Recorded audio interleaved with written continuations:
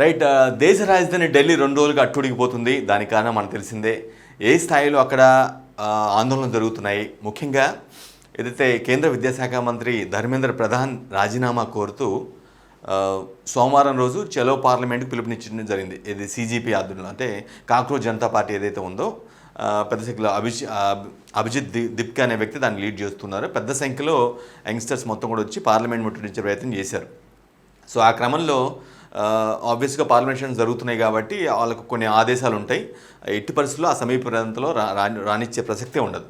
So అది ఇప్పటి నుంచి కాదు, ఎప్పటి నుంచి కూడా జరుగుతుంది. పార్లమెంటేషన్ జరిగేటప్పుడు అక్కడికి ఎవరు వచ్చినా సరే ఆందోళనకారులు వచ్చే పరిస్థితి లేకుండానే చాలా కఠినమైన భద్రతా ఏర్పాట్లు, భారీగా పోలీసు బలాలు మోహరింపు చేస్తూ ఉంటారు. సేమ్ అలానే జరిగింది. చాలా అంటే చాలా సివియర్గా పనిష్ చేశారు విద్యార్థులు. అంటే కొంతమంది వాళ్ళంతా కూడా విద్యార్థులే, నిరుద్యోగులే అనే ఒక ప్రాస్పెక్ట్ ఉంటే, ఇంకొంతమంది కొంచెం బీజేపీ అనుకూల మీడియా కావచ్చు, లేదంటే బీజేపీ అనుకూల వ్యక్తులు మొత్తం కూడా, అందులో విద్యార్థులు చాలామంది తక్కువ ఉన్నారు. ప్రైవేట్ వ్యక్తులు గూండాలు తీసుకొచ్చారు చాలామంది, వాళ్ళు చదువుకు సంబంధం లేని వ్యక్తులు అనే వాదనలు కూడా బలంగా వినిపిస్తున్నాయి.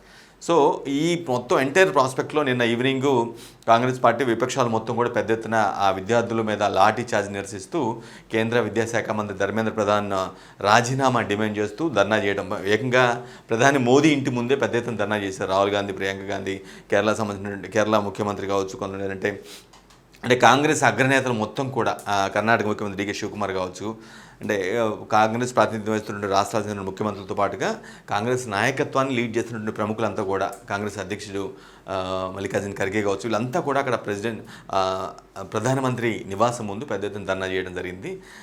కాసేపటికే వాళ్ళని కూడా, ఆ ధర్నాను కూడా భగ్నం చేయడం, ఫోర్స్ఫుల్గా వాళ్ళందరూ కూడా తీసుకెళ్ళడం, ప్రియాంక గాంధీని, రాహుల్ గాంధీని, ఇంకా ఇతర కేసీ వేణుగోపాల్ వీళ్ళందరూ కూడా ఫోర్స్ఫుల్గా వ్యాన్లో ఎక్కించి తీసుకెళ్ళటం, ఆ తర్వాత కళ్యాణ్ మార్గ్ పోలీస్ స్టేషన్లో కొంతసేపు పెట్టడం, ఆ తర్వాత బెయిల్ వచ్చిన తర్వాత బయటికి రావడం, ఇదంతా కూడా పెద్ద సిరీస్ ఆఫ్ ఈవెంట్స్ మొత్తం కూడా నిన్న మొన్న జరిగాయి. మొన్నేమో చలో పార్లమెంట్ కదిలినటువంటి యువత ఎవరైతే ఉన్నారో వారందరి మీద లాఠీ చార్జ్, టియర్ గ్యాస్ మొత్తం కూడా ప్రయోగించడం జరిగింది. నిన్న దాన్ని అపోజ్ చేస్తూ, విద్యార్థుల మీద ఆ విధంగా దాన్ని కండెమ్ చేస్తూ కాంగ్రెస్ నేతలు, రాహుల్ గాంధీ, మిగతా వాళ్ళందరూ కాంగ్రెస్ అగ్రనేతలు మొత్తం కూడా అక్కడ విపక్షాలతో కలుపుకొని ప్రొటెస్ట్ చేయడం జరిగింది. సో ఈ ఎంటైర్ ఆస్పెక్ట్లో అంటే కాంగ్రెస్ పొలిటికల్ మైలేజ్ పొందిందా, పర్టికులర్గా విపక్షాలన్నింటిని కూడా కలుపుకొని ఆ ఇన్సిడెంట్ మీద బేస్ చేసుకొని కొంత మైలేజ్ పొందడం కావచ్చు, లేదంటే అధికార బీజేపీని డిఫెన్స్లో పడేసిందా అనే ప్రశ్నలు అయితే స్పష్టంగా తెరపైకి వస్తూ ఉన్నాయి. అదే చర్చకు దారితీస్తూ ఉంది. అంటే ఈ రీసెంట్ టైమ్స్లో అఫ్కోర్స్ చాలా ధర్నాల ఆందోళనలు చూపించినప్పుడు కూడా కాంగ్రెస్ కావచ్చు, లేదంటే కాంగ్రెస్ నేతృత్వంలో ఉన్నటువంటి విపక్షాలు అన్నీ కూడా కొన్ని ఆందోళనలు పిలుపునిచ్చినప్పుడు కూడా ఈ స్థాయి ఇంపాక్ట్ఫుల్గా అయితే రీసెంట్ టైమ్స్లో జరిగిన సందర్భాలు లేవు. కొంత ఖచ్చితంగా ఇది కలిసి వచ్చే పరిణామంలానే ఉంది కాంగ్రెస్కి. ఎందుకంటే దాదాపు 12 సంవత్సరాలుగా అధికారానికి దూరంగా ఉన్నటువంటి కాంగ్రెస్ పార్టీకి ఇటువంటి ఆందోళనలు కావచ్చు, ధర్నాలు కావచ్చు చాలా ముఖ్యమైన ఆస్పెక్ట్గా కాంగ్రెస్ పార్టీ నేతలు భావిస్తూ ఉంటారు. అంతేకాదు, అంటే జనాల్లో బాగా నలగాలి, జనాల్లోకి బాగా వెళ్ళాలి, సో దట్ ప్రజావాణిని లేదంటే యువత ఇష్యూస్ని తీసుకెళ్ళాం, ఈ స్థాయిలో ప్రజెంట్ చేయగలిగాం, ఈ విధంగా ఇంపాక్ట్ఫుల్గా ముందుకు తీసుకెళ్ళామనే ఏదైతే వాదన ఉంటుందో దాన్ని బేస్ చేసుకొని కొంత ఓటర్స్లో మార్పు వస్తూ ఉంటుంది సహజంగా. ఏదంటే పోరాటం చేసిన వ్యక్తులకి కొంత ఫలితం ఉంటుందనేది మన రాజకీయ వర్గాల్లో జనరల్గా జరిగే చర్చ. సో నిజంగానే సీజీపీ ఆందోళనలో, అంటే కాంగ్రెస్ జనతా పార్టీ ఆందోళనలో సోనం వాంగ్చుక్ ఎవరైతే ప్రముఖ సామాజికవేత్త, ఆయన దాదాపు 20 రోజులుగా ధర్నా చేయడం కావచ్చు, ఇదే కాజ్ అయితే సేమ్ నీట్ పేపర్ లీకేజ్లు వాటిని వ్యతిరేకిస్తూ బాధ్యత వహిస్తూ కేంద్ర విద్యాశాఖ మంత్రి ఖచ్చితంగా ధర్మేంద్ర ప్రధాన్ రాజీనామా చేయాలనేది సీజీపీ కావచ్చు, సోనం వాంగ్చుక్ కావచ్చు, కాంగ్రెస్ కావచ్చు, విపక్షాలన్నీ కావచ్చు, వీటందరి డిమాండ్ కూడా సేమ్ అదే. కానీ ఆ విషయంలో చాలా ప్రభుత్వం పట్టుదలగా ఉంది. మేము క్లియర్ కట్గా చెప్పాల్సింది చెప్పేసాం. అంటే నిందితులను పట్టుకున్నాం, లీక్ చేసిన నిందితులు 15 మందిని జైల్లో పెట్టాం, స్వయంగా ప్రధానమంత్రి ప్రకటన చేయడం జరిగింది దీని మీద. వెంటనే మళ్ళా అంటే లీకేజ్ వల్ల దాన్ని నీట్ పేపర్ ఎగ్జామ్ని దాన్ని నలిఫై చేసాం. అట్ ది సేమ్ టైం మళ్ళీ రీకండక్ట్ చేసి ఎగ్జాక్ట్గా అనుకున్న సమయంలో బౌండెడ్ టైంలోనే రిజల్ట్ కూడా ఇచ్చేసాం. ఫ్రీ ఫ్లో మొత్తం కూడా చాలా పద్ధతిగా ప్రక్రియ అంతా న్యాయబద్ధంగా జరిగిందనేది గవర్నమెంట్ వర్షన్. కానీ ఈ పేపర్ లీకేజ్లు వరుసగా చాలా జరిగాయి కాబట్టి దీని లీకేజ్ నిరసిస్తూ ధర్మేంద్ర ప్రధాన్ విద్యాశాఖ మంత్రి ఎవరైతే ఉన్నారో ఆయన ఖచ్చితంగా రాజీనామా చేయాలని విపక్షాల వర్షన్. ఇట్లా ఈ విధంగా డి అంటే డి ఉన్న నేపథ్యంలో ఇద్దరి మధ్య పెద్ద ఎత్తున, అంటే విపక్షాలకి అధికార పక్షాలకి మధ్య విమర్శలు, పెద్ద ఎత్తున ఆరోపణలు జరిగిన నేపథ్యంలో ఎవరు కొంత అంటే బీజేపీ బ్యాక్ ఫుట్లో పడిపోయింది ఈ అంశంలో, లేదంటే కాంగ్రెస్ లేని దాన్ని ఏదో ఉన్నట్టుగా వేరే యువత మద్దతు కూడగట్టుకుని ఈ విధంగా చేసిందా? ఈ అంశంలో పొలిటికల్ మైలేజ్ ఎవరికి వచ్చింది? వీళ్ళకి వచ్చిందా, కాంగ్రెస్కి వచ్చిందా, లేదంటే బీజేపీ స్ట్రాంగ్గా తట్టుకొని నిలబడగలిగిందా, బీజేపీని డిఫెన్స్లో పడేసిందా? ఈ ప్రశ్నలే ప్రస్తుతం తాజాగా రాజకీయ వర్గాలు, దేశ రాజకీయాల్లో చర్చగా మారాయి. సో మనం ఒకసారి ఇంకా కొంచెం డీప్కి వెళ్ళే ముందు అక్కడ జరిగినటువంటి ఈవెంట్స్ కూడా ఒకసారి చూద్దాం, ఏమేమి జరిగాయి ఏంటనేది. ఇది చలో పార్లమెంట్కి వెళ్ళినప్పుడు, అంటే మండే వెళ్ళినప్పుడు ఆ విధంగా బ్యారికేడ్లు కూడా తోసుకొని వెళ్తున్నప్పుడు పోలీసులు పెద్ద ఎత్తున లాఠీచార్జ్ చూడండి. ర్యాపిడ్ యాక్షన్ ఫోర్సెస్ కావచ్చు, మిగతా ప్రత్యేక బలగాలు కావచ్చు, పెద్ద ఎత్తున చాలా స్ట్రాంగ్గా దొరికినట్టుగా బీభత్సంగా కొడుతున్నారు. చాలామంది గాయాలయ్యాయి, చాలామంది చాలా అంటే రక్తపాతం కూడా జరిగింది పెద్ద ఎత్తున. ఈవెన్ ఆ గుంపులో ఉన్నటువంటి జర్నలిస్టులు కూడా కొట్టారు. టైమ్స్ నో జర్నలిస్ట్ ఒక అతన్ని చాలా సివియర్గా గాయపడ్డాడు.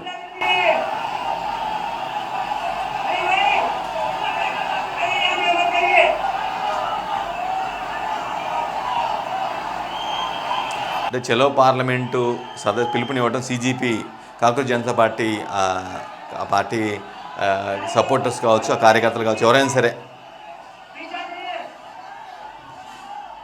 ఈ బ్యారికేడ్స్ చాలా పెద్ద ఎత్తున బలంగా పెట్టారు. వాటిని వేలాది మంది ఒకేసారి ఇట్లా పుష్ చేయడం వల్ల అవి కూడా పడిపోయింది. ఆ సమయంలో ఇంకా వీళ్ళు ఇంకా లాఠీలకు పని చెప్పారు పోలీసులు. పెద్ద ఎత్తున చాలా సివియర్గా పనిష్ చేశారు. ఎలా పెడితే అలా కొట్టిపారు నొక్కారు. ఇది లాఠీ చార్జ్ సంబంధించి. ఇది వాళ్ళకి ప్రకాష్ రాజ్ ప్రముఖ నటుడు, అంటే CGPని బాగా సపోర్ట్ చేస్తున్న వ్యక్తి. అట్లనే మహువా మైత్ర TMC MP, అంటే CGPకి బాగా సపోర్ట్ చేస్తుంది, కాంగ్రెస్ జనతా పార్టీ ఉద్యమానికి. At the same time Sonam Wangchuk ఎవరైతే ఉన్నారో ధర్నా చేస్తున్నారో, సేమ్ అదే కాజుతో ఆయన కూడా దాదాపు 15-16 రోజులు ధర్నా చేసి ఆయన దీక్షని భగ్నం చేయడం కావచ్చు, ఇదంతా కూడా జరిగింది. సో ఆ ప్రాస్పెక్ట్ అక్కడ జరుగుతూనే ఉంది. వీళ్ళు ఈ విధంగా కొనసాగించే వాళ్ళు ధర్నా కొనసాగిస్తూనే ఉన్నారు. వాళ్ళకి మద్దతుగా వీళ్ళు చాలామంది వచ్చారు. ఆమ్ ఆద్మీ పార్టీ నేత ఆయన, మహువా మొయిత్రా, అట్లా ప్రకాష్ రాజు, ఇట్లా రకరకాలుగా చాలామంది వచ్చి మద్దతు తెలుపుతున్నారు. అంటే వీళ్ళు కూడా ప్రభుత్వాన్ని పూర్తి స్థాయిలో వ్యతిరేకిస్తున్నారు. మీరు నీట్ పేపర్ లీకేజీ నిర్లక్ష్యంగా వ్యవహరించి ఆ పేపర్ లీకేజ్ అయ్యారు, చాలామంది విద్యార్థుల్ని చాలా తీవ్ర స్ట్రెస్కి గురి చేశారు, ఎంతో కష్టపడి ప్రిపేర్ అయిన వ్యక్తులకి మళ్ళీ మీరు ఎగ్జామ్ క్రియేట్ చేయడం ఏంటి అనే ప్రాస్పెక్ట్లో ఇదంతా కూడా ధర్నా జరుగుతుంది. నిన్న ఒకసారి అంటే ఆకాజ్ మీదే విద్యార్థులపైన లాఠీ దులిపించడాన్ని వ్యతిరేకిస్తూ కాంగ్రెస్ పార్టీ నాయకత్వంలో పెద్ద ఎత్తున విపక్షాలు అన్నీ కూడా మద్దతు పలికి ఒక ధర్నా చేసి, ఎక్కువగా కాంగ్రెస్ వాళ్ళే అక్కడ ఆ ధర్నాలు కనపడ్డారు. అసలు ఏం జరిగింది? రాహుల్ గాంధీ దాన్ని లీడ్ చేశారు. రాహుల్ గాంధీ, ప్రియాంక గాంధీ, మల్లికార్జున్ ఖర్గే కూడా, ఆ పార్టీ అధ్యక్షుడు కూడా అక్కడికి వచ్చారు. ఒకసారి చూద్దాం. చూడండి, అక్కడ ధర్నా చేస్తుండగా ఎంతకీ అంటే ఇది ప్రధాని మోదీ నివాసం ఎదుట. వాళ్ళు చలో పార్లమెంట్కి వెళ్ళేటప్పుడు ఆ విద్యార్థులను కొట్టింది అదొక వేరే ప్లేస్, జంతర్ మంతర్కి కొంత దూరంలో, 1 కిలోమీటర్ 1/2 కిలోమీటర్ దూరం, ఎంతో దూరంలో. అంటే పార్లమెంట్ ఇది ఉందో పార్లమెంట్కి దూరంలో ఆ లాఠీచార్జ్ జరిగింది. ఇది కేవలం ప్రధానమంత్రి నివాసం ఎదుటే, ప్రధాని మోదీ నివాసం ఎదుటే ఈ ధర్నా జరిగింది. చాలా ఫోర్స్ఫుల్గా తీసుకెళ్తున్నారు చూడండి రాహుల్ గాంధీని. దాదాపు ఒక 10 మంది పోలీసులు ఫోర్స్ఫుల్గా ఎక్కిస్తూ ఉన్నారు.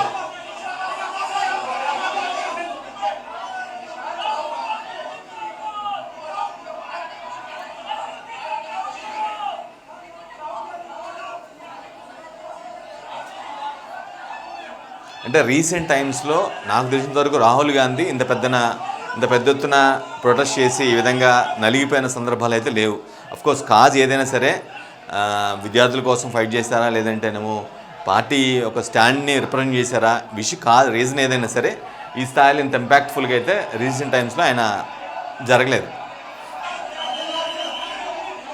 ఎందుకంటే కాంగ్రెస్ పార్టీకి భావి భారత ప్రధాని అని కాంగ్రెస్ పార్టీ బలంగా నమ్ముతుంది. కాబోయే ప్రధానమంత్రి కూడా ఆయనే. బీజేపీ ప్రభుత్వాన్ని దించేసి మేము రాహుల్ గాంధీని ప్రధాని చేసుకుంటామని చెప్పి ఆల్మోస్ట్ కాంగ్రెస్ శ్రేణులు కావచ్చు, ఆ కాంగ్రెస్కి అనుబంధంగా ఉన్నటువంటి ఇండి కుటుంబంలో ఉన్న విపక్షాలు మొత్తం కూడా అవే బలంగా చెప్తున్నాయి, ఆ విషయాన్ని చాలా బలంగా చెప్తున్నాయి. సో అటువంటి ఆస్పెక్ట్లో ఇటువంటి ప్రొటెస్టులు, ఇటువంటి నిరసనలు, జోడో యాత్ర ద్వారా ఎంతైతే బాగా దేశం మొత్తం తిరిగి కొంత మైలేజ్ సాధించగలిగారో, ఇది కూడా అంత ఇంపాక్ట్ఫుల్గానే జరిగింది అనుకోవాలి. అంటే ప్రొటెస్ట్ జరిగిన కొద్ది గంటలైనప్పుడు కూడా కొద్దిగా ఇంపాక్ట్ఫుల్గా బాగానే తమ నినాదాన్ని తమ యొక్క పార్టీ స్టాండ్ని బలంగా చెప్పినట్టుగా మనం భావించాల్సిన అవసరం ఉంటుంది. అది అరెస్ట్కి సంబంధించి ఇక ఆయన అరెస్ట్ ఎక్కిన తర్వాత బస్సులో తీసుకెళ్తున్నారు, కళ్యాణ్ మార్గ్ పోలీస్ స్టేషన్కి అక్కడికి తీసుకెళ్తున్నారు. అయితే అక్కడ అరెస్ట్ చేసిన తర్వాత ఆయన రాహుల్ గాంధీ వ్యక్తిగత సహాయకుడు ఎప్పుడు కూడా ఆయన పక్కనే ఉంటారు. మిగతా వాళ్ళు కూడా చాలామంది ఇక్కడ ఉన్నారు. బాగా అంటే ఆ ఒత్తిడిలో ఆ పుషప్లో బాగా నలిగిపోయినట్టుగా స్పష్టంగా అర్థమవుతుంది, అంటే బాగా నిరసించినట్టు కూడా అర్థమవుతుంది. మిగతా కాంగ్రెస్ నేతలు ఎవరైతే అరెస్ట్ చేశారో అంటే అరెస్ట్కి గురయ్యారో వాళ్ళందరూ కూడా ఈ బస్సులోనే చాలామంది ఉన్నారు.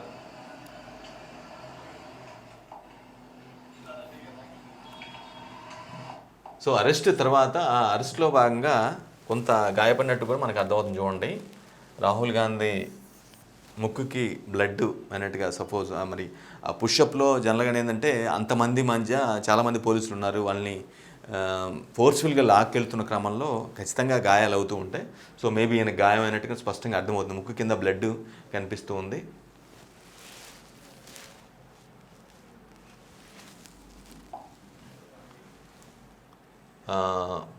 అంటే రిలీజ్ అయిన తర్వాత బయటకు వచ్చిన తర్వాత ఏం మాట్లాడారు రాహుల్ గాంధీ ఒకసారి చూద్దాం.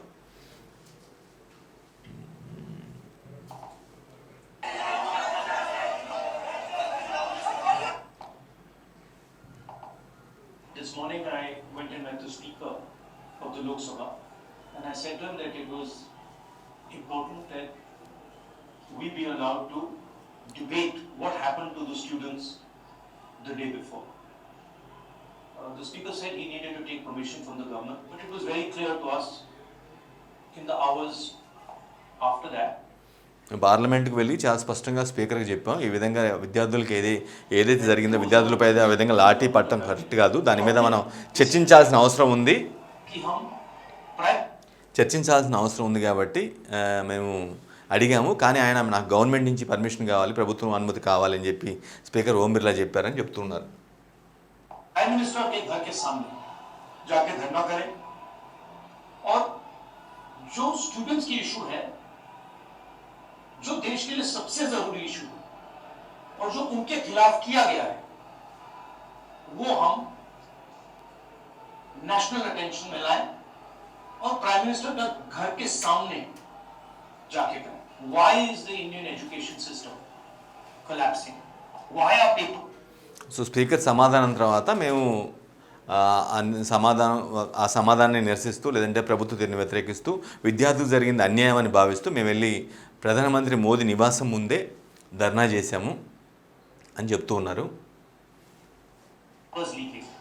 Why is education so expensive in India? Why do families have to destroy themselves financially?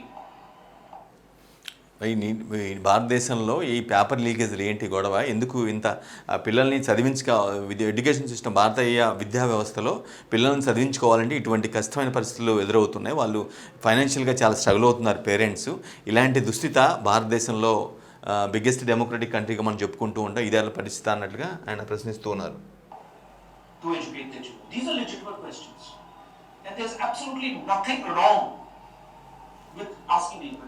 Students की मांगे हैं, पहला धर्मेंद्र प्रधान और अमित शाह का रेजिग्नेशन, दूसरा कि स्टूडेंट्स को जिन्होंने मारा ఫస్ట్ అంటే ఈ మొత్తం ఘటన మొత్తం నిరసిస్తూ మా డిమాండ్లలో ధర్మేంద్ర ప్రధాన్తో పాటు కేంద్ర విద్యాశాఖ మంత్రి అదేవిధంగా హోంశాఖ మంత్రి పిల్లలపై లాఠీ పడిందంటే స్టూడెంట్స్ పైన దాడి జరిగిందంటే అది హోంమంత్రి నేతృత్వంలో జరిగింది, ఆయన ఆదేశాలు లేకుండా జరగదు అనేది ఆయన ప్రాస్పెక్ట్లో చెప్తూ ఉన్నారు. విద్యార్థులు అడిగిన ప్రతిదీ కూడా అంటే ఎందుకు ఇట్లా పేపర్ లీకులు అవుతున్నాయి, ఈ విధంగా ఎందుకు మన భారతీయ విద్యా వ్యవస్థలో విద్యార్థులను చదివించుకోవాలి, పిల్లల్ని చదివించుకోవాలంటే పేరెంట్స్ అంత కష్టపడాల్సిన అవసరం ఎందుకు, ఇటువంటి ఫైనాన్షియల్గా ఇంత స్ట్రగుల్ అవ్వాల్సిన అవసరం ఎందుకు తలెత్తుతుంది అనే ప్రశ్నలు చాలా లెజిటిమేట్ క్వశ్చన్లు, చట్టబద్ధమైన ప్రశ్నలు అడుగుతున్నాం.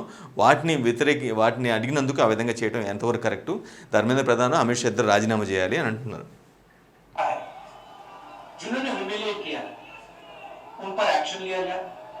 और जो भी स्टूडेंट्स पर केसेस हैं उनको हटाया. फाइनली पूरी ऑपोजिशन चाहती है ఎవరైతే విద్యార్థులపైన దాడి చేశారో పోలీసులు వారి మీద చర్యలు తీసుకోవాలి. అట్ ది సేమ్ టైం ఇప్పటివరకు విద్యార్థుల మీద ఏదైతే కేసులు పెట్టారో, సరే సీజీపీ గ్రూప్లో విద్యార్థులు ఉన్నారా, లేదంటే వాళ్ళ పార్టీ కార్యకర్తలు ఉన్నారా, లేదంటే ఇంకెవరు ఉన్నారా, వాళ్ళ మద్దతుదారులు ఉన్నారా పక్కన పెడితే ఆ స్టూడెంట్స్ మీద ఉన్నటువంటి కేసులు మాత్రం తీయాల్సిన అవసరం ఉందనేది చెప్తూ ఉన్నాడు. कि ये जो इशू है देश का सबसे बड़ा इशू है, इस पे कल लोकसभा में राज्यसभा में डिबेट हो और हम अपनी बात रख सकें. मेरा मोदी जी से एक सजेशन है. ఇది చాలా పెద్ద సమస్య విద్యార్థులకు సంబంధించి. లోక్సభలో రాజ్యసభలో చర్చ ఖచ్చితంగా జరగాల్సిన అవసరం ఉంది, డిస్కస్ చేద్దాము, అది మా ప్రధాన డిమాండ్ అన్నట్టుగా చెప్తున్నారు. మోదీతో కూడా మోదీకి రిక్వెస్ట్ కూడా చూద్దాం. एज एलओपी कल जो हुआ, जो आपकी सरकार ने आपके होम मिनिस्टर ने किया, उसके लिए आप देश के स्टूडेंट से माफी मांगिए और जल्दी से जल्दी స్టూడెంట్స్ మీద జరిగిన దాన్ని బాధ్యత వహిస్తూ మీరు ఖచ్చితంగా విద్యార్థుల్ని మీరు క్షమాపణ అడగాల్సిన అవసరం ఉంది. అది ఖచ్చితంగా అమిత్ షా ప్రమేయంతోనే ఆ దాడి జరిగింది కాబట్టి ఆయన మీరిద్దరు కూడా క్షమాపణ దేశ యువతకి ఉద్యోగులకి స్టూడెంట్స్కి క్షమాపణ చెప్పాలి. ప్రధాని మోదీ సమాధానం చెప్పాల్సిన అవసరం ఉంది, సారీ చెప్పాల్సిన అవసరం ఉంది. యాజ్ ఎల్ఓపీగా నేను అడుగుతున్నా, లీడర్ ఆఫ్ అపోజిషన్గా అడుగుతున్నానని చెప్తున్నారు. एग्जामिनेशन सिस्टम और एजुकेशन सिस्टम्स पर रिफॉर्म शुरू कीजिए. आप सब ने हमारा समर्थन किया. सारे लोग जो स्टूडेंट्स की इशू के लिए लड़ रहे हैं, एक साथ लड़ रहे हैं, मैं आप सबका दिल से धन्यवाद करता हूं. This morning I went and met. Education సిస్టంలో మార్పులు రావాల్సిన అవసరం ఉంది, ఇంకా రిఫార్మ్స్ తీసుకోవాల్సిన అవసరం ఉంది అని కూడా ఆయన రిక్వెస్ట్ చేస్తూ ఉన్నారు. एजुकेशन सिस्टम्स पर रिफॉर्म शुरू कीजिए. आप सब ने हमारा समर्थन किया और जल्दी से जल्दी एग्जामिनेशन सिस्टम और एजुकेशन सिस्टम्स पर रिफॉर्म शुरू कीजिए. పరీక్ష విద్యా విధానం అట్ ది సేమ్ టైం విద్యా వ్యవస్థలో కూడా రిఫార్మ్స్ తీసుకోవాల్సిన అవసరం ఉందని రాహుల్ గాంధీ చెప్తున్నారు. అంటే అరెస్ట్ తర్వాత ఆయన ప్రొటెస్ట్ తర్వాత అరెస్ట్ అవ్వటం, స్టేషన్కి వెళ్ళటం, మళ్ళీ బెయిల్ వచ్చిన తర్వాత బయటికి రావడం, ఇదంతా కూడా జరిగింది కదా. తర్వాత వచ్చిన తర్వాత ఒక ప్లేస్లో కూర్చొని మాట్లాడారు, ఒక సందేశం ఇచ్చారు. సో ఈ ఓవరాల్ ఎపిసోడ్లో కొంత కాంగ్రెస్ పార్టీ చేసినటువంటి ప్రొటెస్ట్ కావచ్చు, అంటే విద్యార్థులకు మద్దతుగా ఆ పార్టీకి కొంత బూస్టప్ అయిందా అనే ఒక చర్చ కూడా కొనసాగుతుంది. అట్ ది సేమ్ టైం బీజేపీని ఈ కాంగ్రెస్ పార్టీ కావచ్చు, విపక్షాలన్నీ కూడా ఈ అంశంలో ఈ పేపర్ లీకేజ్ అంశంలో కొంత డిఫెన్స్లో పడేసాయా, ఎందుకు బీజేపీ అంత స్టబ్బర్న్గా ఉండాల్సిన అవసరం ఉంది అంటే కోర్స్ చాలా కాలంగా అది నీట్ పేపర్ లీకేజ్ చాలా సందర్భాలు జరిగింది కాబట్టి దానికి బాధ్యత వహిస్తూ ధర్మేంద్ర ప్రధాన్ రాజీనామా చేయాలనేది వాళ్ళ డిమాండ్. కానీ ఆ రాజీనామాకు మాత్రం ఎట్టి పరిస్థితుల్లో ఒప్పుకోలేదు. ఎందుకు అంత స్ట్రిక్ట్గా స్టబ్బర్న్గా బీజేపీ ఉందనే చర్చలు కూడా వస్తూ ఉన్నాయి. అంత కాపాడాల్సిన అవసరం కోర్స్ జనరల్గా ఏదైనా ఇన్సిడెంట్ జరిగితే దానికి బాధ్యత వహిస్తూ రాజీనామాలు జరుగుతూ ఉంటాయి, ఆ ప్లేస్లో రిప్లేస్ చేస్తూ ఉంటారు, అది సహజంగా జరుగుతూ ఉంటుంది. కానీ అది చేస్తే అంటే ఆ రాజీనామా చేస్తే కనుక తప్పు ఒప్పుకున్నట్లు అవుద్ది.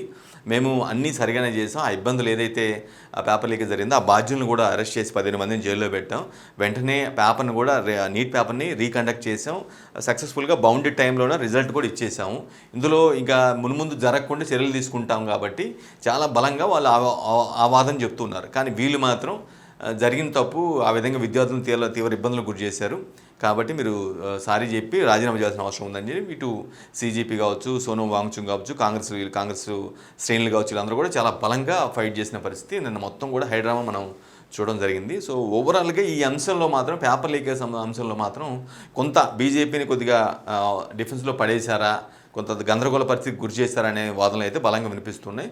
సో ఓవరాల్గా కాంగ్రెస్ అటెంప్ట్ చేసినటువంటి అంటే ఇప్పుడు అధికారంలో ఉన్న పార్టీకి ఎవరైనా సరే, ఆ సీజీపీ అయినా సరే, సోనం వాంగ్చుక్ అయినా సరే, కాంగ్రెస్ని అఫిలియేట్ ఇండి కుటుంబంలో ఉన్నటువంటి విపక్ష పార్టీలు అన్నీ కూడా అపోజ్ చేస్తాయి కాబట్టి ఆబ్వియస్గా ఇది కొంత విపక్షాలకు కొంత కలిసి వచ్చే అంశాలుగానే అనిపిస్తూ ఉంది.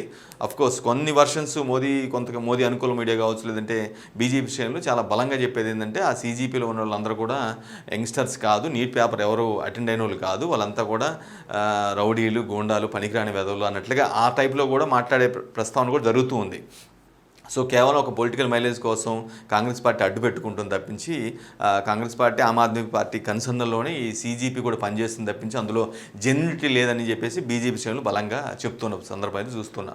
సో ఓవరాల్గా ఈ ఆస్పెక్ట్ ఎటువంటి ఇంపాక్ట్ క్రియేట్ చేస్తుంది, కాంగ్రెస్కి కొంత కలిసి వచ్చే అంశంగానే మనం భావించాల్సిన అవసరం ఉంటుంది. బీజేపీని కొంత బ్యాక్ ఫుట్లో పెట్టారా అనే డౌట్స్ కూడా చర్చలు కూడా వస్తూ ఉన్నాయి. సో చూడాలి మరి దీని రిజల్ట్ ఏ విధంగా ఉంటుంది, ఫ్యూచర్లో ఎలా ఉంటుంది. నెక్స్ట్ జంతర్ మంతర్ వద్ద స్టిల్ ఇప్పటికీ కొనసాగుతూనే ఉంది ఆ ధర్నా, ఏదైతే సీజీపీ సంబంధించి చేస్తున్నారో డిమాండ్ కోరుతూ, అంటే ధర్మేంద్ర ప్రధాన్ రాజీనామా కోరుతూ ఇప్పటికీ స్టిల్ అక్కడ కొనసాగుతూనే ఉంది. జంతర్ మంతర్ వద్ద పొలిటీషియన్స్ అంటే సీజీపీ మద్దతు తెలిపే విపక్ష సంబంధించిన పార్టీలు కావచ్చు, సెలబ్రిటీస్ కావచ్చు వచ్చి మద్దతు తెలుపుతూనే ఉన్నారు, అది కొనసాగుతూనే ఉంది. దానికి మరి ఇంకా బీజేపీ ఏ విధంగా చెక్ పెడుతుంది, మున్ముందు ఎలాంటి స్టెప్స్ తీసుకుంటుంది అనేది కూడా ఒక ఇంట్రెస్టింగ్ ఆస్పెక్ట్గా మారింది.